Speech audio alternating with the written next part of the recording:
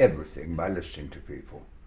I go to literary festivals occasionally, and I've published 20 books, and I said I've never written any of them. People think you're written by ghosts, but actually they're all transcriptions of speeches. The diary is dictated. Most of the books I've published have been speeches. And so I've learned everything from listening. And you see, if you read a book, and this is a terrible thing to say, but it's true, I have very great difficulty in understanding. I've got to take 26 letters, turn them into words, try and understand them. But if you say something to me, I look into your eyes and I say, does she know what she's talking about? Does she believe what she's saying? Why is she saying it? Why is she saying it to me? Why is she saying it to me now? And you see, the thing about a meeting, or just not a public meeting, but also just meeting anybody, you're exploring their thinking in a way that cannot be reproduced in writing. And as a Member of Parliament, you see, I had a unique job.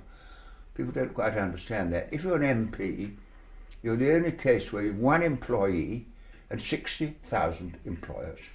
And when I was in my constituency, everybody employed me, the bus driver, the street sweeper, the home help, the policeman, the disabled person. And I was free to say what I liked, and I did, but they were free to get rid of me if they didn't like it. And they did once.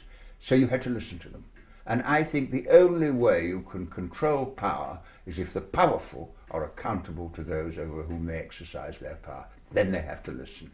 And what I miss about not being in Parliament is not the House of Commons, though they're very kind to me, but what I miss is the fact that every week, for hours every Friday, I went in my constituency and people came with problems. Tony, I'm 80, my husband's died, I need a bungalow. Right to the housing manager. At that time we built houses in Scotland.